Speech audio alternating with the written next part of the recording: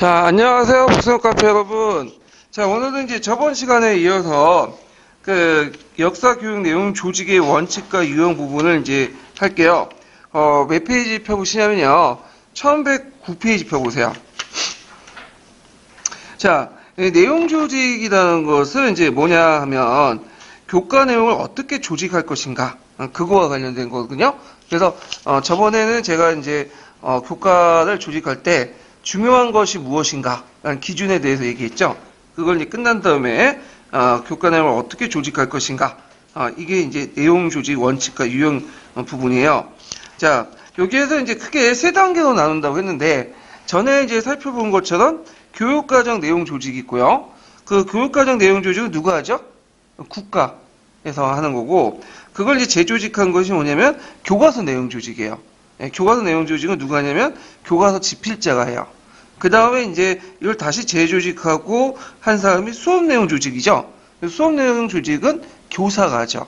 그래서 교사가 하는 이제 수업 내용 조직은 수업 설계하고 또 연결되어 있다고 예전에 말을 했어요.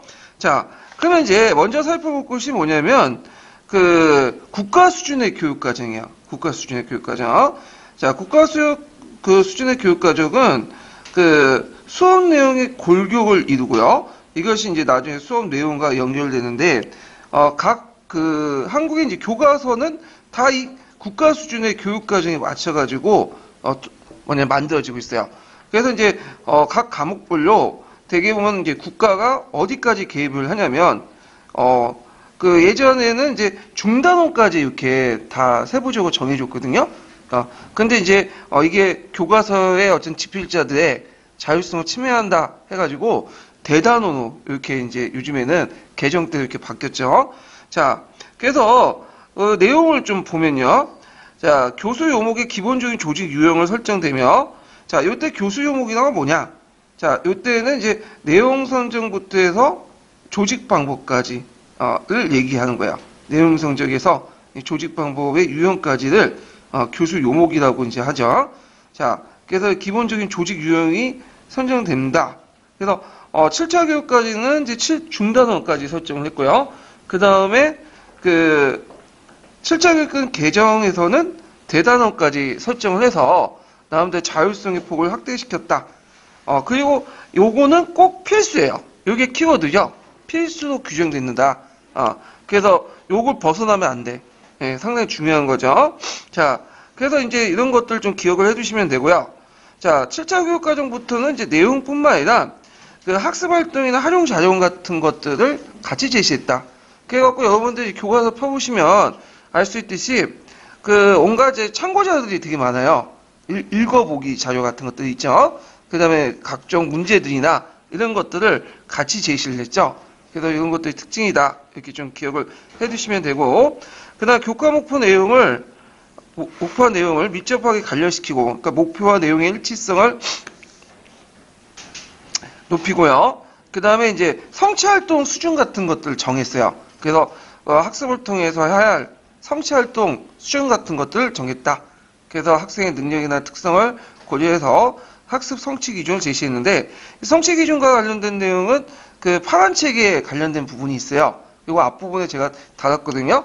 그래서 성취 기준 제시 부분은 또 교육 목표하고는 좀 달라요. 그거는 좀. 예. 자, 그래서 예전에 한번 02년 기출문제 때 성취 기준 제시와 관련된 문제가 나온 적이 있어요. 자, 근데 이게 문제점. 그러니까 이 문제점은 이제 지금까지의 이제 교육과정에서 보이는, 문제점을 이제 얘기하는 거죠. 자, 교육과정에 제시되고 있는 역사적 사실이 너무 포괄적이다. 그리고 자료 활동이 막연하며 실제 구체적 수업 내용에서 교과서 수업을 거치면서 정해진다. 그래서 이 자료와 활동은 교육과정에서 너무 막연하게 제시하기 때문에 실제로는 구체적 수업 내용에서 결정된다는 거죠. 교과서나. 자, 그 다음 두 번째 문제점은 이제 뭐냐면, 자, 국가 차원의 교육과정의 내용 제시를 상세하는 것은 이전부터 더욱 구체적이고 교과서나 수업 구제하는 결과를 초래한다. 그래서 상세하다는 것은 선정된 내용을 어떻게 병행해서 제시할 것이 너무 많은 규정을 한다는 거야. 그러면 기획과 니은이 내용이 좀 약간 모순되는 점이 있죠. 기획은 너무 막연하고 포괄적이다. 이렇게 얘기한 반면에 니은 같은 경우에는 너무 상세화되어 있다. 이렇게 얘기하잖아요. 그럼 어떤 의미가 있을까, 이건? 이거는 지금 교육과정을 비판하는 양측의 입장이야. 한 사람의 입장이 아니라, 어떤 사람이 보기에는 너무 포괄적이다 보일 수 있고, 또 어떤 사람은 뭐예요? 너무 세부적으로 다 규제해버린다. 그래서 양측의 입장을 같이 실어 놓은 거예요. 예, 이렇게 이제 기억을 해 두시면 될 것 같아요. 자, 그러면 일반적인 원칙을 보자. 그럼 국가 수준 교육과정에서 이제 내용 조직 원칙, 그거 보통 우리가, 일반적으로 이제 어떤 원칙에 의해서 조직되는가, 그걸 보면 세 가지 원칙이 있어요. 요거 꼭 외워두세요. 별표 쳐놓고. 이게 이제 시험 문제에 몇 번 나왔어. 여기서 이제 일반성의 원칙은 계속성, 계열성, 통합성 세 가지를 말하는데 요거 많이 들어봤죠? 이거 어디에 들어봤어요? 교육학 시간에서 매일 떠드는 소리가 그거잖아요. 예. 그러면 여기에서 이제 용어상 좀 설명하면 종적인 것이 있고 행적인 거 있어요. 자, 종적인 것은 어떤 걸까요? 종적인 것은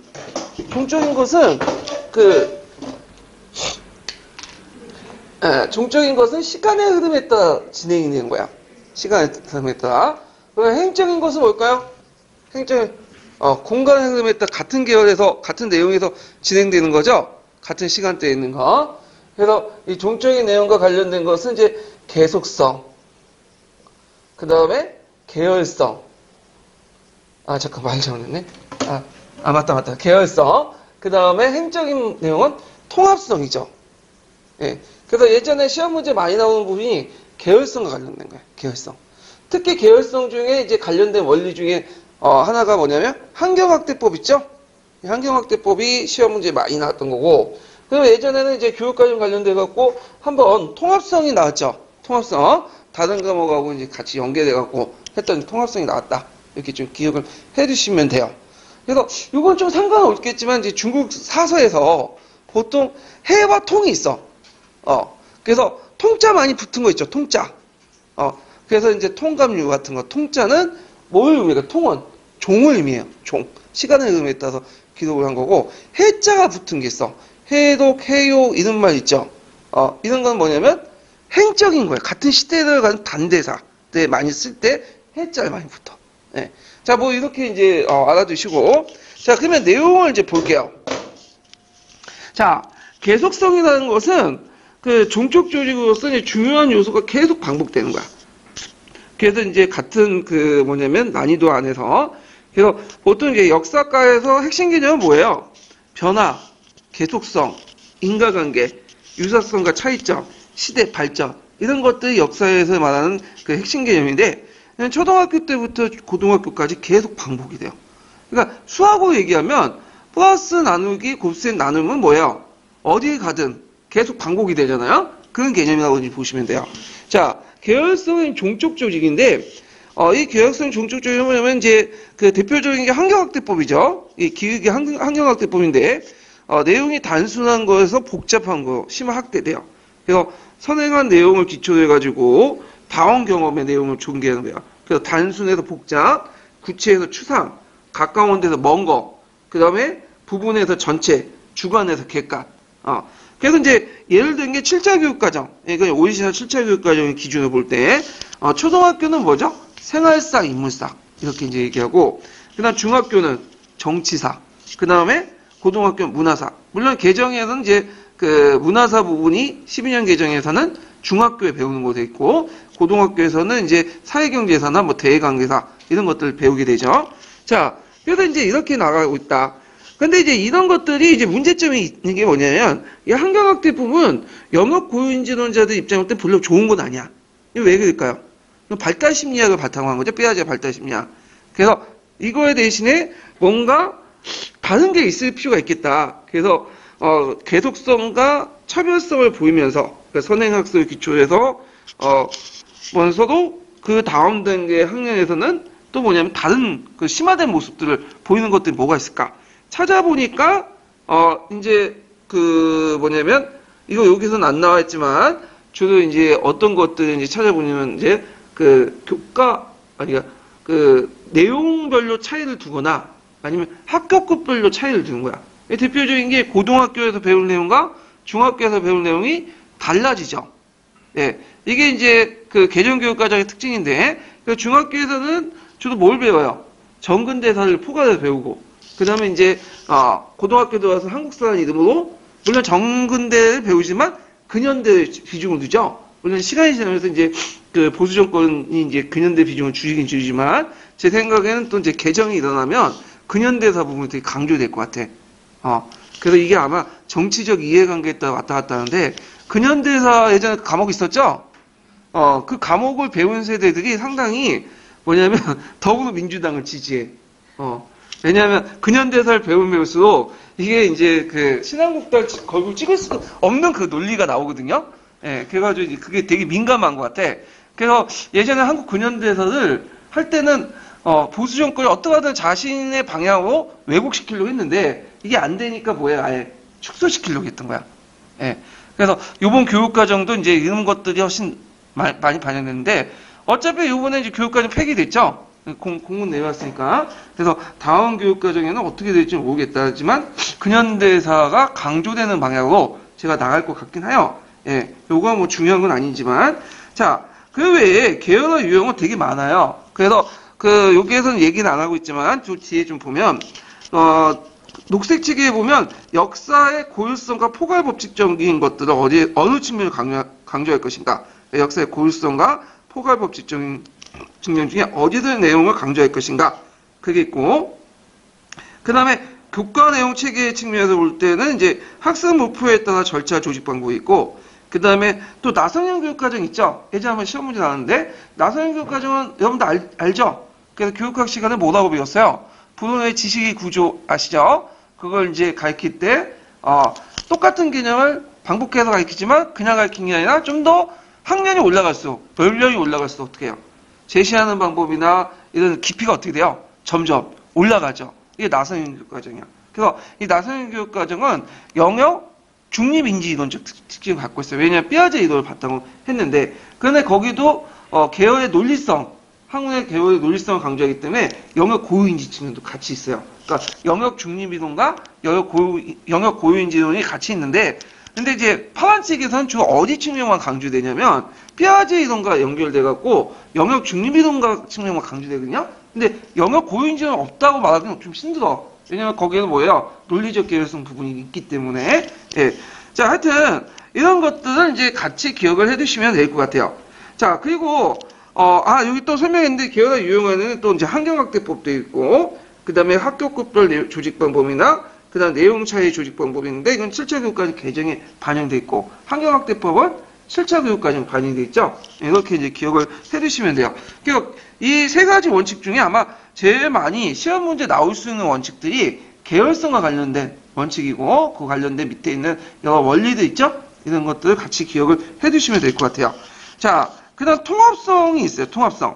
통합성은 앞에 언급한 이제 계속성과 계열성은 종중 조직이죠. 이건 뭐예요? 행적 조직이야. 같은 과목에 이제 연결되는 건데, 예전에 시험 문제 나왔죠. 내용들 상호 연결 통해서 학과정의 학습을 진행하기 위한 거죠. 그래서 중학교 세계사 교육에서는 세계지리를 가르칠 때 정치, 경제와 연결되는 거예요. 그래서 지금은 존재하지 않죠. 파이형 교육과정이 있었어요. 아마 7차 교육과정이 그때까지 있었는데, 그래갖고 이제 중1, 중2, 중3 할 때 서로 연결시키죠. 예. 그래서 보통 지역사, 역사지. 이렇게 얘기해요. 그래서 지역과 역사, 사회와 일사 뭐 이렇게 연결해가지고 이제 예전에 가르쳤거든요. 파이형 형태로. 그래서 이제 있는데 지금은 아마 그런 식으로 안 갈 것 같아요. 왜냐면 중학교 2학년, 3학년 때 그 국사 이렇게 해가지고 했고, 세계사는 1학년 때 배우는 걸 알는데, 자, 하여튼 뭐 이런 식의 이제 있다. 그 다음에 개념, 주제, 문제 등을 중심으로 교육 내용 조직을 방관한다. 그러니까 개념, 내용, 주제, 문제는 뭐냐면 역사과 사회과가 많이 통합되는 부분들이 많아요. 예, 지리과고. 자, 예를 들어가지고 이런 문제도 있죠. 지리과에 독도 문제 있죠. 독도. 우리도 뭐예요? 독도 공부하죠? 그런 식으로 이제 같은 주제로 이제 통합을 시킬 수가 있고, 그 다음에 이제 뭐 인플레이션, 디플레이션 이런 것들은 그 역사에 나타난 경제적 현상들과 또 연결시켜갖고 개념별로 통합시킬 수 있죠. 그래서 여러 융합형적인 어떤 모습들이 보인다. 왜냐하면 역사라는 거는 시간의 흐름을 다루지만 거기에 살고 있는 인간의 여러 가지 모습들 다르기 때문에 그 안에 정치, 경제, 사회, 문화 이런 것들이 모여서 유기적으로 같이 있죠. 그러다 보니까 다른 교과를 통합할 수 있는 요소들이 상당히 많아요. 예. 자, 그래서 이제 이런 내용들 좀 기억을 해주시고요. 잠깐만요.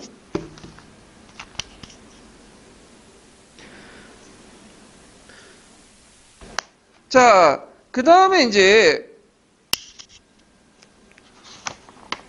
아이고, 여기야. 뒤에 넘어가서, 계열화 유형을 보죠. 자, 계열성에서 이제 여러 가지 유형도 있는데, 이런 것 중에 이제 그 녹색 책에 되게 많이 설명돼 있어요. 그래서 이제 요거 녹색 책에 있는 것을 보면 계열 유형들이 여러 가지가 있는데, 여기에는 다 언급을 하겠지만, 시험 문제 나오는 것은, 뭐냐면 몇 개, 잠깐만요. 여보세요? 여보세요? 아니, 뭐, 전화를 끊고 난리야.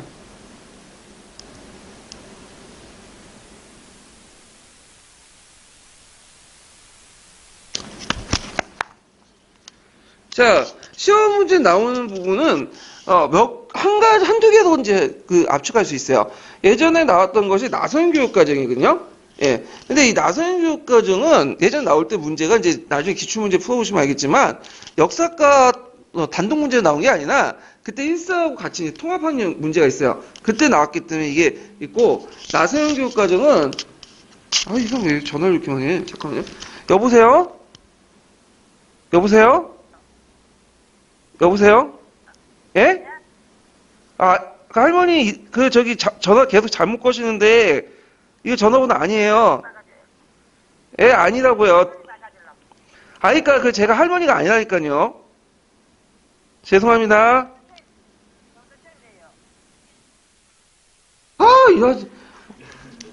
이 할머니 예전부터 전화를 계속 해왔거든요.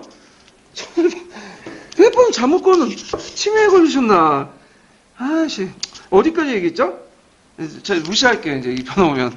자, 나선교육과정 원리인데, 이거는 이제 일반 사회와 관련돼 있어요. 예, 일반 사회에서 좀 강조되는 거고, 역사과에서 예증의 대상이 되는 것이 이제 아까 언급한 환경학대법이죠. 그래서 환경학법 내용하고, 그 다음에 그 비판 내용들, 그걸 좀 숙지를 해 주셔야 돼요. 예. 자, 그러면 한번 내용을 이제 볼게요.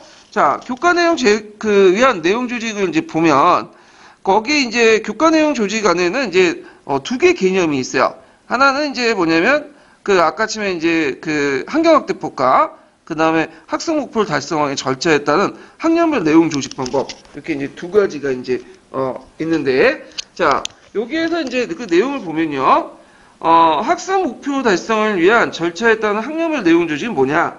자, 학습 목표 단계를 위해서, 이 절차에 따른 학년별 내용을 달리 조직하는 거야. 그러니까 동일한 학습 목표지만 그것에 따라서 절차를 조직할 때 학년별로 내용을 같이 다르게 조직해야 된다. 단계별로 제시하는 거죠. 자, 예를 들어 갖고 이제 이런 것도 있죠. 초등학교 정도의 수준에서는 동일한 주제지만 뭐 개념 정도 파악하는 것들을 하고 되고요. 그다음에 중등학교 이제 수준에서는 특성을 파악하고 고등학교에서는 어떤 전반적인 맥락이나 시대적 어떤 사항들을 파악하는 거야. 예. 자, 그래서 요 밑에 예가 있죠. 이 사례가 이 녹색 책에 있는 예인데, 자, 뭐 미술사 관련된 내용을 이제 다룬다고 해요. 그러면 미술사를 어떤 특정한 이제 미술사를 다룰 때 처음에는 초등학교 때는 주로 개념을 알려주는 방식으로만 하는 거죠. 정보 차원에서. 그 다음에 이제 초등학교 고학년 정도 되면 뭐 이제 작자를 파악하거나 제작 시기 이런 것들을 이제 알려주고요. 그 다음에 중등학교 정도 들어가면 중학교 들어가면 문화재 특성 같은 걸 파악을 해보고, 그 고등학교 들어가면 이제 시대적 역사적 맥락 속에서 미술사의 자료나 문화재의 성격을 같이 인식을 해주는. 그래서 단계별로 이렇게 올라가는 이런 방법이 이제 뭐냐면 학습 목표를 달성하기 위한 학년별 내용 조직 방법이다. 이렇게 기억을 해주시면 돼요. 그 다음에 이제 나선형 교육 과정이 있는데, 자, 나선형 교육 과정은 이제 논리적 접근 방법이죠. 논리적 계열성을 가지고, 그 다음에 여기 영역 고유 인지론으로 되어 있지만 영역 고유 인지론과 함께 어떤 특징을 갖고 있냐면 영역 중립 인지론도 같이 가지고 있어요. 예. 그래서 오히려 이제 파란 책에서는 이 영역 중립 인지론 관련돼 갖고 얘기를 하죠. 그래서 브루너의 지식의 구조를 가지고 이제 얘기를 하는데, 그래서 이제 그 개념은 학문의 위계 논리를 강조하면서 그 핵심 개념 같은 거 원리들 각 학년을 같이만 올라갈 수 있도록 심화 확대하는 방식이죠. 그래서 핵심 개념을 가르치지만 그것을 가르칠 때 그 학년별로 다른 방식으로 해갖고 심화 확대하는 방법. 이게 일종의 나성형 교육과정이다. 이렇게 이제 알아두시기만 하면 돼요. 나올 리는 없을 것 같아. 제 생각에는. 자, 그래서 이제 그 밑에 그 관련된 내용들 예들이 있는데, 자, 여기 보면 이제 시간 개념이나 핵심 개념을 이제 가르칠 때, 예를 들어 이제 처음에 갈 때는 번화 혁명 같은 것도 있죠? 이런 것들이 다음 학년에 들어갈 때는 표현하는 방법, 조직 개념을 가죠. 예를 들어 프랑스 대혁명 같은 것들을 이제 한다든지 이런 식으로 이제 하고, 그 다음에는 뭐 프랑스 혁명이나 그 다음에 그 2월 혁명, 7월 혁명 묶어서 뭐 시민혁명이나 그 다음에 민족주의, 자유주의라는 개념을 묶어가지고 또 얘기를 한다든지 이런 식으로 이렇게 해서 나성형 방식으로 제시하는 것이 있다. 그 다음에 또 하나 예를 드는 게 이제 그 밑에 사고 능력에 따라서 조직 개념, 내용 요소가 있어요. 그래서 시간 개념 영역을 하고, 그다음 연대수를 배열하고, 그 다음에 이런 식으로 이렇게 하는 것도 있고. 그래서 이렇게 이제 한 예니까 그냥 이런 게 있구나 하고 보시면 되고요. 자, 근데 이제 이 조직 개념을 배치시 유의점은 뭐냐면, 구체적이고 사실적인 내용과 개념을 먼저 다루고, 역사적 해석이나 판단에 필요한 내용, 시대 분야 역사 발전 원리 등 심화된 필요한 내용은 그 상급 학교에 배치시켜야 된다. 그래갖고 어려운 거는 점점 어떻게 돼요? 위로 상급 학교, 좀 쉬운 거는 아래로, 구체적인 거는, 그래서 구체적인 거는 좀 밑은 학년들, 추상적이고 좀 어려운 거는 위에 상급 학년에 배치시켜야 된다. 뭐 당연한 소리죠. 예. 자, 그 다음에 이제 또 외에도 이제 인과관계에 따른 핵심 개념 제시 얘기했는데, 인과관계를 꽂히해도 점점 저급한 단계에서 고단계 높아가는 거야. 자, 예를 들어 과거 사람들 행위 이유를 말해본다. 사건의 발달 이유를 말한다. 역사의 사건 원인과 결과가 똑같은 인과관계라도 어떻게 돼요? 구체적인 것에서 추상적으로 올라가기 시작하고, 그 다음 좀 약간 단순한 질문에서 뭐죠? 복잡한 질문으로 올라가게 되죠. 이런 것도 이제 뭐냐면 그 나성형 교육과정에 한 예다. 근데 이런 나성형 교육과정에 문제점이 있어요. 어떤 문제점이냐? 이거는 수학이나 자연과학에는 맞아. 딱 위계화된 학문에는 딱 맞아요. 근데 역사교과는 이렇게 위계화된 학문이 아니죠. 또 역사교과의 중심 개념이 명료하지 않기 때문에 역사의 어떤 특수성이 무시됐다. 그래서 이제 이런 것들은 좀 역사과에 맞지가 않아요. 그래서 시험 문제에 나올 리가 거의 없는 부분이죠. 예, 그러니까 그런 게 있구나 하고 넘어가시면 돼요. 자, 그 다음에 이제 제가 여긴 빠져먹었지만 학교급별 내용 조직 방법하고 내용 차이 조직 방법이 있어요. 이게 7차 교육과정 개정에 반영되는데, 학교급별 조직 방법은 단원 평수를 다르게 해서 중학교, 고등학교 차이 두는 거죠. 아까 얘기했죠. 근현대사, 정근대사. 내용 차이 조직 같은 경우에는 이제 그 초, 중, 고등학교를 다른 부분에서 약간 이제 다르게 두는 거야. 중학교에서는 뭐 고대사, 중세사를 배치하고, 그 다음 고등학교는 근대사, 현대사를 배치하고, 중학교는 정치사, 문화사를 중심으로 하고, 그 다음에 이제 고등학교 사회경제 제도사를 중시하고, 그래서 앞에 있는 학교급별 조직 방법과 좀 약간 겹치는 부분이 있어요.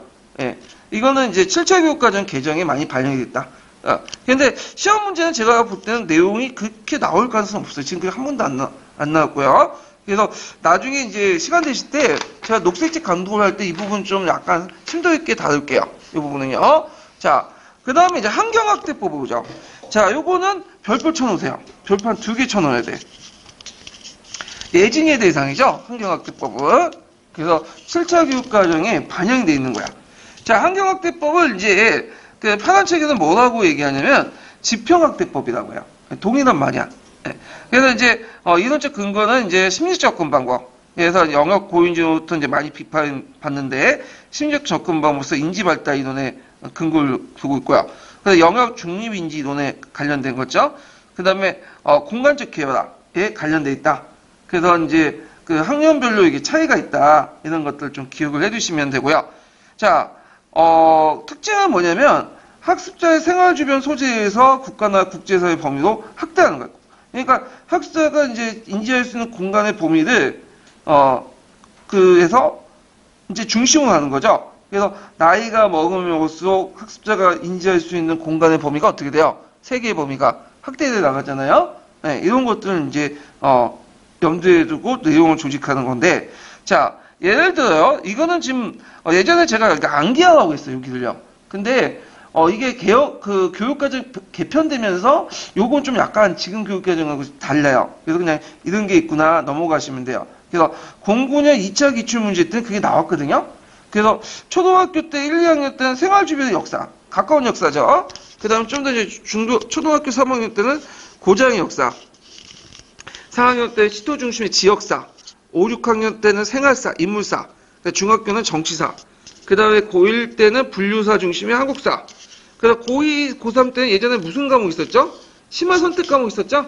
예, 그래서 한국 근현대사, 세계사, 물론 지금도 있지만 그때는 이제 한국 근현대사, 세계사 있고, 지금은 뭐예요? 세계사하고 동아시아사죠? 예. 자, 그래서 이제 있고, 조직 방법은 이제 뭐냐? 자, 구체적인 내용을 보면요. 자, 학습자의 시간 개념 발달에 따라서 맞게 내용을 조직하죠. 그래서 학년별로 시간의 범위가 확대된 방향으로 개설하는데, 이거는 이제 초창하게 이제 그 삐아제 이론에 따라서, 사이토의 이론에 따라서 이제 조직한 거야.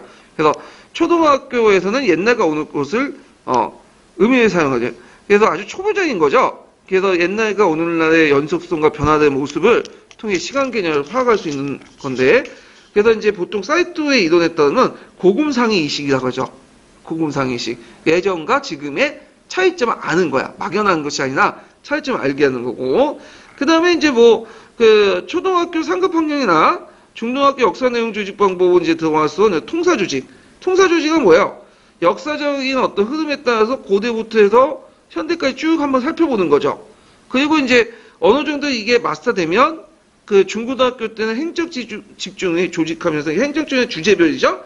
또는 어렵게 해서 연대기에서 거꾸로 가는 게 뭐예요? 연연대기죠. 시간의 변화를 또 이렇게 뒤우는 거죠. 그렇지만 일단은 시간의 흐름을 먼저 알고 나서 그게 가능한 거죠. 자, 하여튼 이런 것들을 했다. 그 다음에 이제 우리가 이제 그 사이토의 역사의식 있죠. 이게 이제 우리나라 교육과정 많이 봤는데, 우리가 하는 고금 상위의식, 상위도 되고 상이도 돼요. 예. 책마다 다르게 기록했는데, 하여튼 변처의식, 인가의식, 시대의식, 발전의식, 예. 이런 것도 있어요. 그래서 얘네들은 기본적으로 이제 역사적 사고는 가설 영역적 사고라 보고, 제일 발달된 시기가 시대의식과 발전의식이죠. 요때가 언제 때요? 중고등학교 시기죠. 예. 요건 기본적 맥락은 똑같아요. 이런 것들은. 그래서 환경학대법, 사이토 이론, 그 다음에 영역 중립인지론, 이렇게 이제 같이 등식을 해서 보시면 되고, 당연히 영역 중립인지론을 비판한 사람들이 어떻게 해요? 영역 고유인지론자들이죠. 이는 연구론자들 입장할 때는 영일론자들이 주장하는 이 환경학대법 좋게 볼 리가 없겠죠. 그러니까 비판도 주로 누가 하겠어요? 연구론자들이 비판을 하죠. 자, 그 비판 내용을 이제 볼게요. 요것도 함께 기억을 해두세요. 자, 사고의 성격과 기술은 내용에 따라 변화하고 교수 방법이나 수업 전략도 변한다. 그 내용에 따라 해결 가능성과 성취 수준이 달라지고 학습 가능성을 결정하는 것은 학습자의 발달이 아니라 학습 경험을 인식한 거다. 그리고 해당 영역의 지식 습득과 구조를 용이하게 하는 수업을 통해 사고 발달을 촉진시켜. 이게 무슨 말이냐? 자, 학문의 성격에 따라서 교수 방법이나 수업 전략도 달라지고 애들의 학습 경험에 따라서 수업 내용도 달라질 수밖에 없다는 거야. 그러니까 인지 발달 단계가 아니라. 그래서 아무리 동일한 발달 단계라도 그 애들의 수준에 따라 뭐예요? 차이가 날 수밖에 없겠죠. 예. 어떤 애는 수학을 되게 잘하는 애도 있고 못하는 애도 있고, 어떤 애는 역사를 잘하는 애도 있고 못하는 애도 있잖아요. 근데 그런 애들은 똑같은 연령대다 해서 똑같이 가르친다. 말이 안 되는 거지. 그리고 환경학대법은 이제 뭘 바탕으로 하냐면 어떤 이제 모든 인지구조가 다른 것과 동일하다는 그런 것을 바탕으로 해요. 보편적인 어떤 인지구조를 바탕으로 하는데 이것도 문제가 있는 거죠. 왜냐면 수학과 역사과는 다른 거야. 수학 잘한다고 역사 잘하는 건 아니죠. 물론 이제 국어 좀 잘하면 역사는 잘할 수 있어. 약간의 전이는 되니까. 그리고 일반 사회하고 수학의 역사과에서 강조하는 학습 방법이 달라. 왜냐면 일반 사회 같은 경우에는 이제 어떤 법칙이나 이런 것들 강조하다 보니까 탐구학습법이 맞을 수 있죠. 역사과도 물론 탐구학습이 맞을 수도 있지만 사료학습 부분에서는. 근데 역사는 내면을 다루잖아. 내면 다니까 일반 사회에서 못 다루고 있는 학습 방법이 뭐 역할극이라든지 추체험이라든지 이런 것도 뭐냐면 존재할 수밖에 없죠. 교수학습 방법으로. 그래서 각 학문의 성격에 따라서 학습 방법도 어떻게 해요? 물론 동일할 수도 있지만 달라질 수도 있다는 거야. 이런 것들을 간과하고 있다. 그 다음에 이제 그 환경학대법에서는 구체적이고 경험할 수 있는 거 쉽고 추상적이고 경험할 수 있는 거 어렵다는 게 의문을 제기해요. 자, 예를 들어갖고 이제 초등학교 학생들이 이제 얘네들이 주장에 그 멀리 떨어져 있는 추상적인 역사에서 사실은 학습을 할 수 있고, 그다음 세계사는 어렵고 국사시대는 근거 미약하다. 자, 예를 들어갖고 얘네들의 주장을 의하면 환경학대법 주장을 의하면 제일 어려운 부분이 어디겠어요? 여기 얘네들의 추상적이고 먼 곳이죠, 시간적으로. 그럼 어디야? 상고사, 고대사죠. 제일 쉬운 부분 어디야? 근현대사죠. 근데 실제 얘들을 보면 오히려 단권 신화를 더 좋아하는 얘들이 있어. 신화적인 판타지 부분을. 그거 어떻게 설명할 것이냐. 그리고 가르치는 방법만 달리하면 뭐예요? 어떠한 개념도 가르칠 수 있다. 그 이양대비적 방식이죠. 그래서 예전에 한번 단권 신화 관련돼갖고 얘들도 이제 가르치는 방법 나왔잖아요. 이거 환경학대법 깨기 나온 거고. 그 다음에 얘들 중에 먼 우주나 고대에 관심 있는 얘들 맞고. 왜냐면 저쪽에 수백만 년의 강년에 떨어져 있는 지구에서 이제 빛의 속도 몇 천만 년 위에 있는 그 우주까지 관심이 있는 얘들이 있어요. 예, 그거 어떻게 설명할 것이냐. 그 다음에 한국사만 관심 있는 게 아니라 초등학생을 보면 세계사에 관심 있는 사람이 많아. 저도 이제 중학교 때부터 한국사는 별로 관심이 없더라고. 예, 그래서 중국사에 되게 관심이 많은데 그냥 한국사를 보면 너무 쪼잔해. 그러니까 지금 이제 이런 말 하면 좀 그런데 한국사는 뭐 많아봤자 만 명이거든. 중국사는 수십만 명, 수백만 명이 돼요. 동원하는 게 물론 나중에 얘네들이 거의 구라라는 걸 알게 됐는데, 근데 이제 스케일이 크잖아. 예, 중국은. 그러니까 이제 중국사가 오히려 더 관심을 갖게 되더라고요. 예. 자, 그래서 이제 이런 것도 어떻게 설명할 것이냐. 자, 이런 걸 설명 못 한다는 거죠. 그래서 이런 비판 내용들 좀 기억을 해두시면 될 것 같아요. 자, 그런 것도 있고, 자, 그 다음에, 참고로 이제 지리과 같은 경우에도 이제, 이런 경우가 있는데, 지리과는 이제 그 가르칠 때, 뭐냐면, 먼저 큰 그림을 가르친 다음에, 거시적인 모습들 보인 다음에, 세계지도나 이런 것들, 한국지도 큰 모습을 가진 걸, 그 다음에 어떻게 가르치냐면, 미시적인 것들을 해요. 예. 그래서 이제 가까운 지역을 배우고 이제 면밀한 관찰과 엄밀한 분석을 통해서 미시고 하거든요. 그러니까 환경학대법하고 완전히 거꾸로죠. 학습 방법이. 이게 오히려 또 효율적이야. 여러분들 기억하시는지 모르겠지만 그 뭐 중학교 때, 초등학교 때 여러분들 뭐 지역별로 막 도표 보면서 등고선 보면서 했어요? 이거 언제 공부한 거예요? 이건 고등학교 때 공부한 거죠. 초등학교 때 뭐 등고선 같은 거 안 배우고 우리나라 전체적인 지도 같은 것들 보여주고 뭐죠? 뭐 태백산맥이 어떻고 그다음 소백산맥이 어떻고 이런 식으로 거시적으로 얘기하자. 그 세계지도 그려놓고 수도가 어디냐 위치 찾고 그다음에 미시적인 것들은 나중에 고등학교 들어가서 배우는 거예요. 예, 한국제가 세계지 이런 것들은 환경학대법이 맞지 않다는가 과목별로 맞지 않다는 걸 보여주는 거죠. 자, 그래서 이제 이런 내용들 좀 기억을 해두시면 될 것 같아요. 자, 그다음에 이제 뒤에 넘어가서요. 문제를 좀 같이 풀어볼게요. 이게 연관되어 있기 때문에.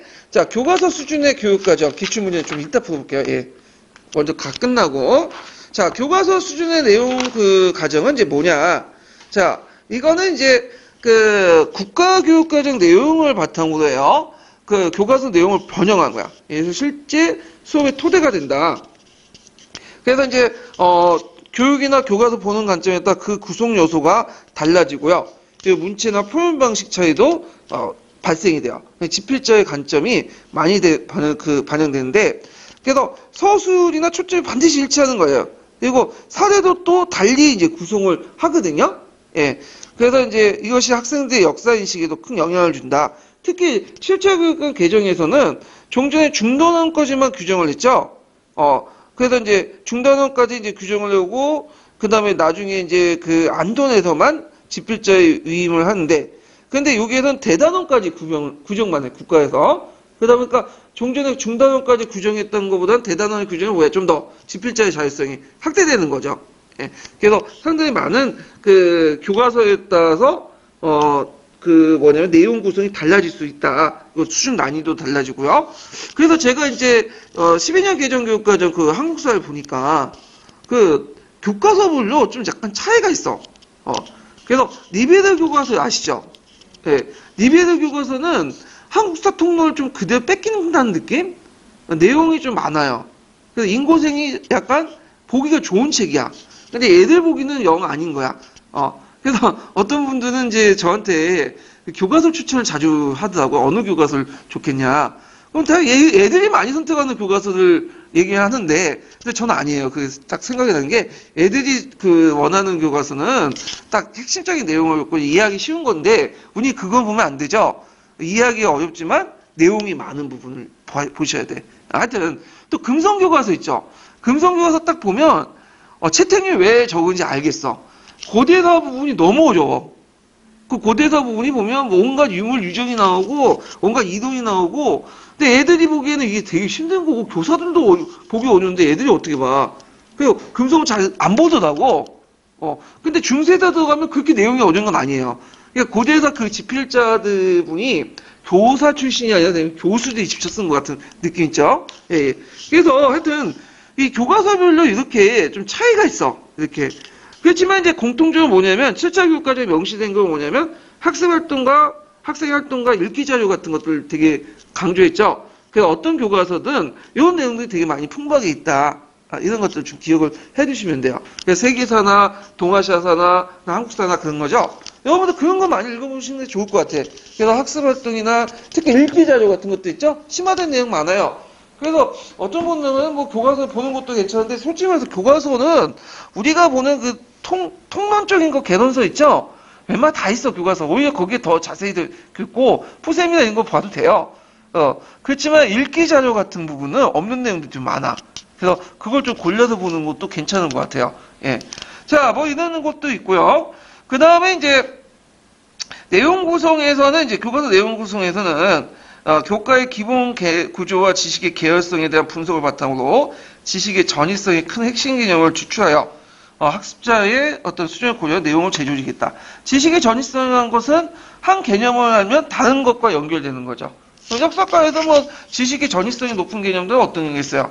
기본적인 인과관계, 시간, 개념, 뭐 연대 개념 이런 것들이 이제 지식의 어떤 전이성이 높다고 볼 수가 있죠. 자, 그러면 교과서 내용 구성 유형을 보죠. 이것도 별표 하나 쳐놓고 보세요. 예전에 시험문이 나왔어.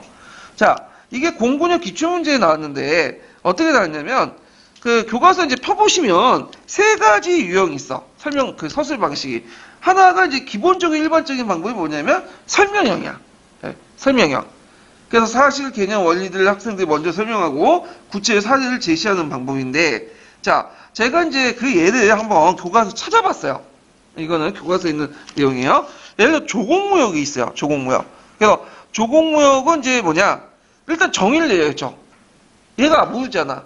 개념 정의가 필요하죠. 그래서 중국이 주변 국가를 중국 문화권을 끌어들이고 주변국들이 이를 통해서 경제 이익을 도모하는 무역 형식이 조공무역이다. 이게 조공무역 개념이에요. 자, 개념을 제시한 다음에 그러면 조공무역에 관련된 뭐가 필요하겠어요? 그걸 뒷받침할 수 있는 구체의 사례가 필요하죠. 그래서 이제 그 교과서에는 구체적으로 가만무역에 대해서 설명하고 있어. 그 가만무역 아시죠? 명나라 무르마치 간의 무역. 그래서 이제 요 내용들이 쭉 서술돼 있죠. 그래서 이렇게 해서 제시된 개념과 원리를 학생들이 이해를 하기 때문에 쉽게 이해를 할 수 있어. 그래서 이제 인지 구조와 관련성이 있을 때 쉽게 학생이 있다. 예를 들어서 치매혁명이라는 걸 쭉 설명해 놓고 이거 프랑스 대혁명을 구체 사례를 제시하면 어떻게 해요? 애들이 그냥 프랑스 대혁명만 사례를 아는 것보다는 시민혁명이라는 어떤 개념을 통해서 아는 게 어떻게 됐어요? 이해력이 빠르겠죠? 그래서 되게 이 설명함은 되게 이제 분석적 설명 방식이에요. 그러니까 내러티브가 아니라 우리가 생각하는. 그렇지만 교과서에서 제일 많이 쓰이는 방식이고 이해가 제일 간단한 명료하게 하는 방식이야. 예. 그래서 이제 이런 것들 좀 기억을 해두시면 되고, 자, 학습형은 뭐냐? 학습형은 탐구학습 방법을 유도하는 거예요. 그래갖고 이제 어떤 사례를 제시하고 그 사건들과 다양한 사건들을 제시하고 그 밑에 탐구 문제를 같이 제시해. 그래서 학생들이 역사의 주요 개념과 원리를 판단하고 평가하는 방식으로 구성되어 있거든요. 그러니까 이제 답을 알려주는 게 아니라 사례를 주고 그 다음에 문제를 줘요. 답은 어디 있냐? 그건 지도서에 있죠. 예. 그래서 저도 풀다 보면 그게 뭔 답인지 참 궁금해. 왜냐면 이게 뭐 객관적인 사실을 물어본 것도 있겠지만 또 은근히 뭐 주관적 의미도 물어보고 그러잖아요. 그러면 집필자의 의도가 많이 들어가 있어요, 이런 것들은. 그러니까 이제 지도서 보면 그 답이 밑에 있어요. 예. 그래갖고 이제 있는데, 자, 이런 걸 과정을 통해서 이제 이거는 결과 중심이 암기하는 게 아니죠. 자신이 직접 참여해서 뭐예요? 활동을 하잖아. 그리고 자절차로 발견을 하죠. 그래서 가정과 활동, 발견, 학습, 학습의 전위를 중시 여긴다. 그래서 이런 문제를 풀어보면 학습자의 어떤 능동적 참여와 지적 시연을 경험할 수 있다. 그러니까 단순히 그 교과서에서 제시하는, 설명에 제시한 문제, 그 내용을 그냥 애들이 그냥 달달 외워갖고 그냥 수동적 받아들이는 게 아니라 자기 능동적 참여해갖고 그걸 알아가는 과정에서 딱 알면 뭐예요? 아, 나 이거 풀었다는 어떤 시열감 느끼죠? 예. 그런 것들이 뭐냐면 상당히 중요하다. 물론 이게 점수 곡바로 연결되지 않은 것 같아요. 제 생각에는. 결과를 보이는 점수. 그렇지만 이런 시열감이 공부에 대한 재미를 느끼게 해요. 그래서 나중에 뭐냐면 학교를 나와도 졸업하도 이제 굳이 이제 자기가 공부할 필요 없어도 뭐야? 끊임없이 자기 학습을 하는 그 원동력이 되는 건데 우리나라에서는 이게 잘 안 되는 것 같아. 그 느낀 게 뭐냐면 그냥 그 뭐예요? 가정 중심이라고 솔직히 말해서 뭐 따놓고 뭐 결과 주어지고 그냥 뭐예요? 점수 따는 데만 관심 있기 때문에 딱 학교 졸업하면 공부를 안 해버리는 거야. 근데 스웨덴이나 뭐 그런 나라들 있죠. 유럽이나 그런 이제 선진 국가에서는 성적이 그렇게 중요한 게 아니에요. 그 결과는 뭐 그때그때 다를 수가 있는데 그 과정에서 이제 공부하는 과정에서 느낀 시열감이나 이런 걸 느끼기 때문에 졸업하고 대학교 졸업하도 계속 자기가 좋아하는 부분 어떻게 해요? 공부를 하게 되는 거죠. 연구를 하게 되고. 그러니까 시간이 지나면 지날수록 어떻게 되는 거야? 점점 벌어지는 거야. 우리 때는 20대 그 딱 젊었을 때 그 딱 하나 어릴 때 그 성적 가지고 한다는데 그 뭐냐면 외국에서는 그게 아니라 장기 지속적인 구조 속에서 이제 뭐냐면 평가 체제에서 여러 가지 이제 뭐냐면 장시간 평가하다 보니까 이런 것을 학문의 차이점 수준이 확 벌어지는 거고 그러니까 우리는 맨날 못 만들어요. 그럼 남의 걸 배워야지. 그 외국에서 맨날 뺏겨오는 거야. 이 문제점이 있긴 있는데 이게 많이 고쳐지지가 않아요. 참. 자, 하여튼 뭐 우리는 그래도 그렇다고 이것도 외워야 돼요. 우리는요. 자, 그 다음에 이제 세 번째 형이 이야기형이야. 내러티브형이죠. 자, 이 내러티브형은 뭐냐면 교과서를 이제 서술할 때 어떤 인물이나 사건에 대한 줄거리 서술할 때 우리가 이제 설명처럼 분석적으로 설명하면 재미가 없잖아. 흥미가 없죠. 그러니까 내러티브 형식으로 이제 서술되는 거야. 근데 이 내러티브는 이제 그 설명서 예에서 볼 수 있듯이 정사에도 있지만 주로 이제 우리가 열전, 문직 같은 야사류 있죠. 특히 그 연료시 기술 같은 그 야사류 같은 것들 상당히 있기 때문에 이런 것들 많이 활용하는 경우가 있어요. 세계에서도 그렇고. 그래서 그 밑에 이제 무하메드를 설명할 때 무하메드가 이제 어떻게 팽창했는가 그걸 설명할 때 단순히 무하메드가 정복 활동을 통해서 뭐 아랍의 반도를 뭐 통일했다. 그럼 뭐 그래? 그렇게 느낄 거 아니야. 역사 팩트만. 근데 이처럼 무하메드가 624년 전투에서 어떻게 싸웠고 이런 내용들이 쭉 나오면 이런 거 있구나. 무하메드가 어떤 사람이구나. 무하메드가 믿었던 신념이 어떤 건가. 구체 알 수가 있는 거죠. 그래서 이 세 가지 형이 이제 세 번째 형이 이야기형, 내러티브 구성된. 그래서 이제 정리해보면 설명형, 그다음 학습형, 이야기형이 있고 체계적으로 제시해낼 수 있는 게 뭐죠? 설명형이죠. 일반적인 제일 많이 사용했던 방법이고 학습형은 이제 발견학습, 지적 시연 그런 거와 관련된 거. 이야기형은 이제 재미 이런 것들. 그래서 다양한 자료를 이용하는 그런 것들이 있다. 이렇게 좀 기억을 해두시면 될 것 같아요. 자, 그 다음에 교과서 내용 조직의 의미와 단계를 보죠. 자, 이거는 이제 여러분들이 이제 교과서를 한번 퍼보시고 보시면 금방 이해가 돼요. 교과서는 전체 내용이 어떻게 구성되어 있죠? 대단원, 중단원, 소단원 이렇게 구성이 되어 있죠. 그리고 대단원, 중단원, 소단원이 따로따로 떨어져 있는 게 아니에요. 서로 연계가 있죠. 그래서 대단원 밑에 관련된 또 중단원이 있고 또 관련된 소단원이 있어요. 그래서 연계성을 서로 강화시켰다. 그래서 이제 각 단원의 내용과 범위의 순서를 결정을 시켰고요. 그래서 대단원은 뭐 하는 부분이냐? 뭐 이거는 그냥 시험 문제 나올 것 같지는 않은데 그 도입 부분이 있어요. 대단원 보시면. 그래갖고 이제 학습 내용의 출발점을 제시하고 선행학습과 연결하는 역할을 하죠. 그래서 간단한 역사 개념이라든지 용어를 확인하고 학습자의 호기심에 불려일으키는 어떤 자료를 제시하고 질문을 던지는 거죠. 그래서 이런 것도 있다. 그래서 있고, 그래서 대단원 같은 경우에는 이제 또 그 학습 내용 총괄적 정리 부분이 있어요.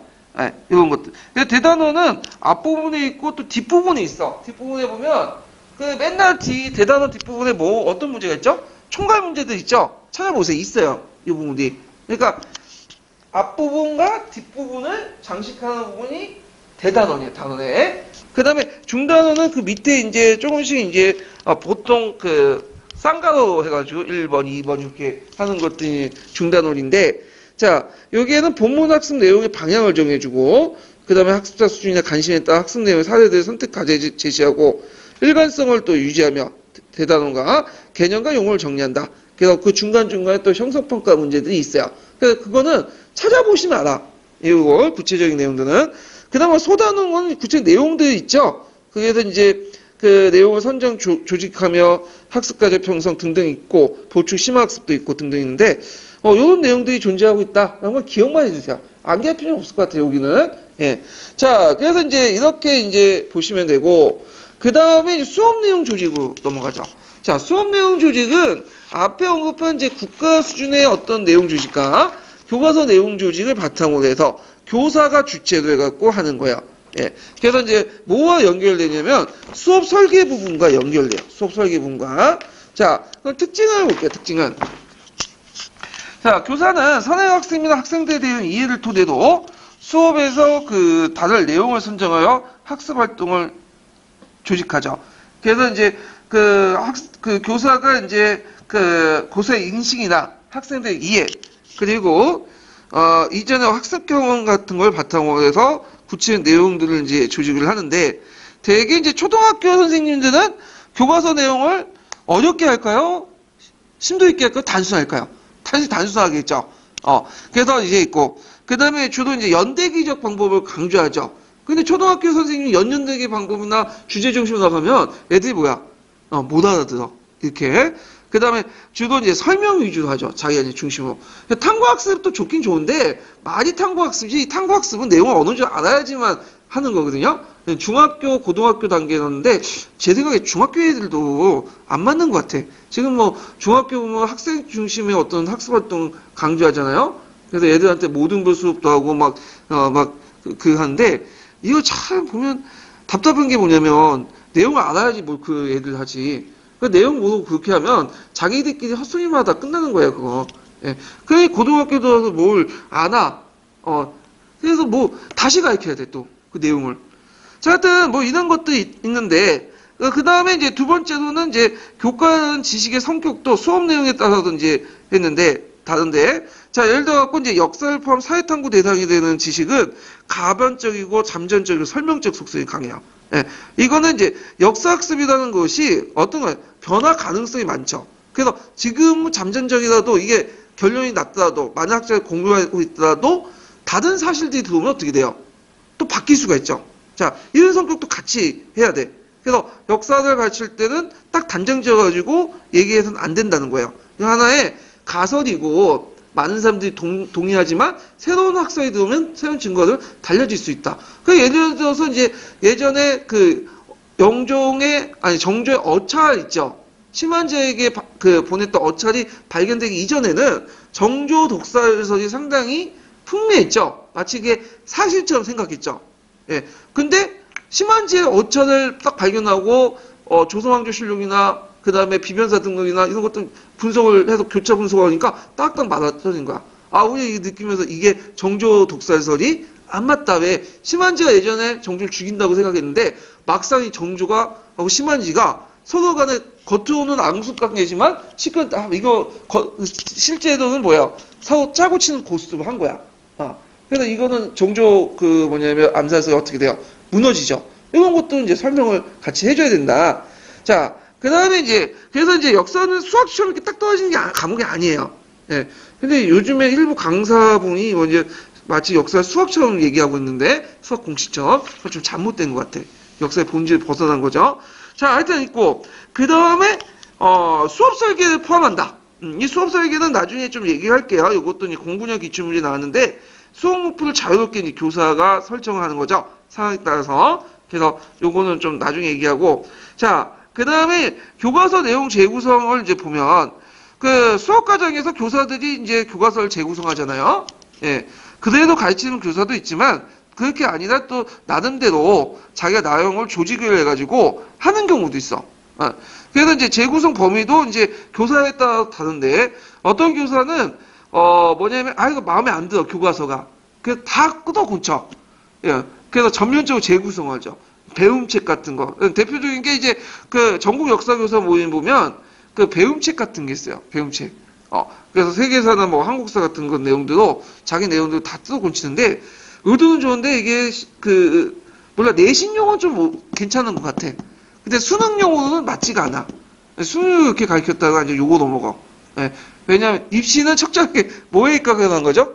현행 교과서 중심으로 나오기 때문에 그러고 아니면 교사가 이제 자기가 중요하다고 생각한 부분들 뭐냐면 따로 떼가지고 설명하면서 약간 뭐 참고자 붙이는 형식으로 되는 그것들 되게 이제 후자를 많이 사용해요. 예. 그러니까 교과서는 있지만 교과서 아예 무시하는 게 아니라 교과서 일일이 하나하나 가르치기 뭐예요? 시간이 상당히 부족해. 그러니까 교과서에서 필요 없는 부분 있죠. 잘라내고 뭐 시험 문제 자주 나오는 부분이나 수능에 자주 나오는 부분, 뭐 한국사 능력 검증에 강조되는 부분을 뽑아가지고 재정리하는 거죠. 그래서 제시하는 PPT나 그다음 프린트나 그런 것들 하는데 요즘 PPT는 많이 제시하더라고요. 예. 그래가지고 이제 근데 저도 뭐 나이가 많아가지고 PPT 이렇게 자유 제시하는 거는 별로 했는데 요즘에 이제 제가 중학교에 발령받으니까 중학교 2학년하고 3학년을 가르치대요. 근데 자료가 있어야지. 제가 고등학교만 가르치고, 고등학교 애들은 이제 프린트 자료 나눠주고 그랬는데, 근데 옆에 이제 같이 있는 선생님은 그걸 주셨는데, 자료를 받아보니까 PPT로 구성이 됐더라고. 내용을 보면 되게 유치해. 이런 것까지 가르쳐야 되나 하는데, 근데 얘들 용어는 딱 맞는 것 같아, 이게. 근데 인고 딱 준비하는 사람들 볼 때는 너무 뭐냐면 이게 좀 단순하죠? 예. 자, 하여튼 뭐 이런 식으로 이제 있고, 그럼 교과서를 보는 관점을 보면, 교과서를 보는 관점이 이제 교사마다 다르죠, 이거는. 어떤 교사는 이제 수업 계획을 토대로 해가지고 그 수업 내용을 재구성하는데 필요한 개념이나 아이디어, 일반화를 제공하고 그걸 확인하는 작업을 하지만 또 어떤 교사들은 이게 마음에 안 들어. 그러니까 비판적으로 검토하고 교과서 문제점을 분석해서 보완하는 방식으로 내용을 구성을 한다. 근데 이제 후자에 있는 교사들이 약간 이제 뭐냐면 좀 약간 뒤에 이제 현행 교육 과정하고 좀 맞지 않기 때문에 좀 만약 입시 위주의 교육에는 좀 맞지 않는 부분도 있어요. 이거는요. 자, 그러면 조직 유형을 볼게요. 조직 유형. 이게 예전에 한번 시험 문제 나왔어요. 조직 유형 부분이. 예. 그래갖고 이제 이 조직 유형 부분이 어디 나왔냐면 이게 이제 두 번째 유형이 있죠. 두 번째 유형이 뭐냐면 이 두 번째 유형이 뭐야? 예. 두 번째 유형이 인식 범위를 달리하는 거 있죠. 인식 범위와 이해 수준을 달리하는 범위 이게 이제 나왔는데 그래서 이제 그 녹색 책에 보면 세 가지 조직 유형이 있어요. 물론 이 세 가지 조직 유형은 그냥 대표적인 사례예요. 이거는요. 뭐 학문적으로 이렇게 딱 정의내는 건 아니지만 예. 첫 번째 유형은 단원 구성 요소 및 학습 활동을 달리하는 구성하는 방법이고요. 그 다음에 예전에 이제 조직하는 방법이 인식 범위 이해 수준을 달리하는 구성 방법. 그 다음에 세 번째가 뭐냐면 사례 중심의 조직 방법. 이렇게 세 가지가 있거든요. 그럼 먼저 살펴볼 것이 이제 단원 구성 요소나 학습 활동을 주제로 하는 구성 요소인데 여기 단원이라는 것은 여러분도 알다시피 대단원, 뭐 중단원 이런 것들이죠. 그래서 단원은 주제라고 보시면 돼요. 그래서 나중에 얘기하겠지만 주제 학습하는 방법 중에 주제를 정하는 여러 가지 기본적인 방법 중에 하나가 단원을 가지고 주제를 정하는 거야. 물론 여러 가지 방법이 있지만 제일 기본적인 거에. 그래서 단원 구성 요소와 학습 활동 내용 조직은 주제 학습과 관련된 거다. 이렇게 이제 보시면 되고. 그래갖고 이제 이 방법의 특징이 뭐냐면 이것도 단계형이야. 이렇게 이제 하나하나 이렇게 계단식으로. 그래서 똑같은 단원 주제라도 이게 애들 수준에 따라서 점점 뭐냐면 올라가는 거야. 그래서 처음에 개념을 파악하고 구체 방법을 제시하고 역사를 이해하고 마지막 때 뭐 사료 분석 및 탐구 활동을 하는 이런 것들 똑같은 주제 단원이라도 자 예를 들어 이제 밑에 있죠. 고려시대 문화에 대해서 이제 가르친다 봐요. 그러면 수준이 낮은 애들한테는 어떻게 가르쳐요? 문화 및 문화재의 개념과 성격, 의의 등을 학습하죠. 이게 이제 개념을 파악하고 그 다음 단계 어느 정도 안다고 하면 고려시대 문화적 분포를 지도를 쓰라고 해요. 그래서 나름대로 이제 방법 중심 이런 것들 지도 제작을 통해서 하고 세 번째로는 이제 그 학습 활동과 관련된 거고 그 다음에 이제 고려시대 문화에 대한 쓴 글을 읽고 고려 문화의 성격을 이해하죠. 역사 인식 이해와 관련된 거죠. 그냥 마지막 어느 수준이 되면 그 다음 단계가 넘어가죠. 고려시대 문화에 대한 사료를 읽거나 문화의 사진을 보고 고유의 특성을 해석하는 사료 분석 및 탐구 활동이야. 제일 마지막 끝부분이 사료학습 및 탐구 활동이다. 그래서 여기에서 볼 수 있듯이 가정 중심의 교육 과정은 뭐냐면 어느 정도 사실을 알아야지만 가능한 거야. 이게 예. 자, 하여튼 이런 내용이 있다는 걸 좀 기억을 해두시면 되고요. 그 다음에 그 두 번째가 예전에 시험 문제 나왔어요. 별표 2개 줘놓으세요. 자, 두 번째는 뭐냐면 이게 이제 첫 번째는 이게 계단이라고 이제 얘기하면 그 두 번째는 원이라고 보시면 돼요. 이렇게. 그래서 처음에는 20범위가 좁을 때는 요것만 좀 보다가 20범위가 넘으면 좀 더 넓은 범위를 보고 또 어느 정도 아니면 20범위가 더 큰 범위를 보는 거죠. 그래서 미시적인 부분에서 거시적인 부분으로 이렇게 넘어가는 범위가 이렇게 이제 넘어가는 것이 그 두 번째 인식 방법 범위에 대한 이해 수준이죠. 그래서 이제 인식 수준 공양의 확장 방식인데 자 요거에는 보면 먼저 이제 단군 신화에 대해서 얘기해요. 단군 신화. 첫 번째는 단군 신화를 얘기할 때 인식 범위가 좁을 때는 단군 신화와 먼저 이해하고 외국 신화와 비교해서 이해해. 그래서 예를 들어 단군 신화하고 그 일본의 창조 신화 있죠. 아마테라스 신화 같은 것들, 그리스 신화 이런 것들을 얘기하고 공통점과 이런 것들을 이제 신화별 차이점을 찾는 거죠. 일종의 비교학습 이렇게 보시면 되죠. 자, 그 다음에 이제 두 번째 단계는 신화를 신화로서만 보는 게 아니라 뭐냐면 이걸 역사시대 선사시대 연결고리를 파악하고 시대적 상황과 같이 보는 거야. 그래가지고 이제 신화의 선사시대 역사시대 연결고리를 보고 건국신화 국가 관련성을 이제 파악하는 그런 것들이 있죠. 예. 그래서 이제 있고 그 다음에 이제 세 번째로는 과거의 가치의 상징 및 현재적 의미를 파악하는 거죠. 신화가 갖고 있는 어떤 고대인들의 자연과 우주관을 이해하고 그 신화의 상징을 파악하고 신화의 현재적 의미를 파악해요. 그리고 이 첫 번째 단계 수준에서는 그냥 신화 자체를 비교해보고 두 번째는 뭐죠? 신화가 갖고 있는 역사적 의미를 파악하고 세 번째 단계는 뭐죠? 신화를 가지고 있는 내면적 의미까지 파악하는 거야. 이런 식으로 인식 범위가 어떻게 돼요? 확대된다. 외면에서 내면으로 그 다음에 좁은 부분에서 거시 부분으로 확대되는 이런 것들이 있다. 자, 그래서 이제 있고 그러면 시험에서는 어떻게 나왔냐? 자, 첫 번째 단계를 기초라고 해요.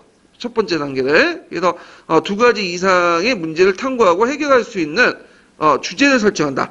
이게 기초라고 해서 그 나왔고 그다음 두 번째 단계는 심화라고 해요. 소주제나 사건을 연결시켜 인다.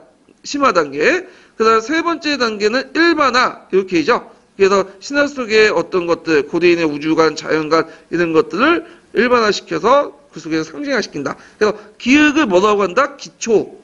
그 다음에 니은은 심화, 그 다음에 디귿은 일반화. 이게 예전에 한번 시험 문제 나왔어요. 서로 연결시켜서 보시면 될 것 같아요.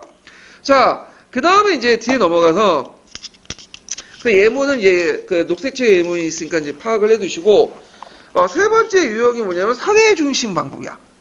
이걸 기납적 방법이라고 하죠. 그러니까 영역 방법이 아니라 핵심 사례를 제시하고 거기에서 어떤 걸 끌어내는 거죠. 자기가 가르치는 방법을. 그러면 먼저 이제 핵심 사례를 제시를 하는데 이 핵심 사례들은 뭐냐면 학생들에게 흥미를 유발시켜야 돼. 그래서 이걸 이제 기존 지식과 알고 있는 지식과 연계시켜가지고 흥미를 유발시킬 수 있는 것들을 하고 그래서 이걸 통해서 내용을 조직하는 그 역할을 하죠. 그래서 이 핵심 사례는 아이들이 모든 게 아니라 아이들이 예전에 알고 있는 사실과 그 다음에 이제 그 알고 있을 찝한 사실과 흥미를 유발시킨 사실들을 합쳐가지고 내용을 끌어내는 어떤 유도 역할을 하는 거야. 그래서 이제 이것을 현실과 자신의 지식과 개념을 서로 유기적으로 연결하면서 학생의 호효성, 그 지식의 실용성을 향상시키는 방법이 이 방법이다. 그래서 핵심사의 제시, 사조와 학습 내용을 연결한 지문 제시, 학습 내용 제시, 학습의 탐구 활동, 학습까지 학습 내용 정리 이런 단계도 해갖고 구체적인 사례에서 어떤 자기가 원하는 방향으로 끌어내는 기납적 방법을 가지고 있다. 그래서 제가 이제 한번 예문을 만들어봤어요. 예문을. 예.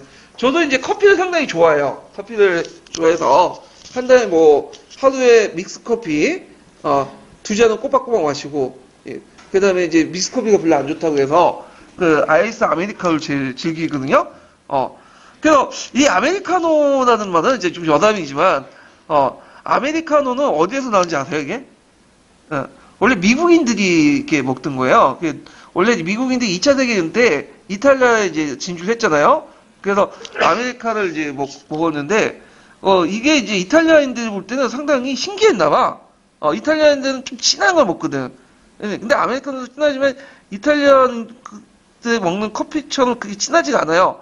그러니까, 아메리카 스타일, 그 진한 것을 풀어가지고 눈에 녹여가지고 먹는 노자가 이탈리아 뭐뭐 같은이거든요. 그래서 아메리카 스타일이 된 거지. 그래서 이게 이제 널리 확산됐다고요. 미국은 그만큼 이제 커피를 좋아하는 나라야. 근데 미국인들이 원래 커피를 좋아하냐? 그건 아니야. 미국인들이 원래 그 선전 누구죠? 영국이죠. 영국은 뭘 좋아했어? 차를 좋아했죠. 그래서 미국인도 원래 차를 좋아했어. 근데 나중에 커피를 좋아하는 거야. 그건 이제 왜냐? 그래서 그럼 미국인들 커피를 좋아하고 영국이 차를 좋아하는 사례를 이제 설명하면, 그럼 미국이 왜 커피를 좋아할까? 좀 이제 관심 가죠? 여러분도 이제 아메리카노 하면 관심 갖잖아? 예. 그러면 그 이유를 알아봐요. 그래서, 영국의 중상주의 정책을 소개하고, 그 다음 타운세트법을 소개하면서 차세만 나왔다고 설명하고, 그리고 그마저도 미국이 거부하고 보스턴 사건이 나왔다. 그래서 나중에 이제 사회 의미파악에서 미국인들에게 차는 영국을 상징하죠. 그에 대해서 그 차는 영국을 상징하면 차를 마시면 안 되겠지. 그럼 카페인의 중독에 걸린 사람이 차를 안 마시면 어떻게 했어? 카페인의 대체물이 필요하죠? 이게 뭐가 나온 거야? 커피가 나온 거야. 그래서 커피를 마시기 시작한 거야. 그래서 이것은 커피를 마시는 행위 자체가 단순히 기후의 선택이 아니라 영국의 저항의 의미야. 미국의 예국심의 의미죠. 그러면서 미국인들은 이제 차 대신에 커피를 선택하면서 영국인과 뭐예요? 차별화시킨 거죠. 예. 그러면서 나름대로 이제 커피 문화가 발달됐고, 이것이 이탈리아를 건너가서 뭐냐면 아메리카노라는 이름으로, 그 아이스 아메리카노 이름으로 먹게 되는 거죠. 예. 그래서 이제 이런 것들이 있다는 걸 좀 하고, 그리고 자기가 원하는 방향으로 이제 이렇게 설명하고, 애들 이제 홍보를 시켰죠. 흥미를 유발시킨 다음에 미국의 독립 원인은 뭐 이렇다. 가정은 어떻다. 결과는 어떻다. 이런 식으로 자기가 원하는 방법이 설명하는 이런 방식이 이제 사회 중심의 조직 방법이다. 이렇게 좀 기억을 해 두시면 될 것 같아요. 자, 그래서 이제 이렇게 해서 한번 전반적으로 이제 내용 조직의 어떤 원칙과 유형 이런 것들을 좀 얘기를 해봤고, 다음 좀 쉬었다가 관련된 기출 문제와 총괄 평가를 풀어보고, 그 다음에 이제 그 뒤에 있는 이제 내용 조직 방법과 관련된 내용을 또 할게요.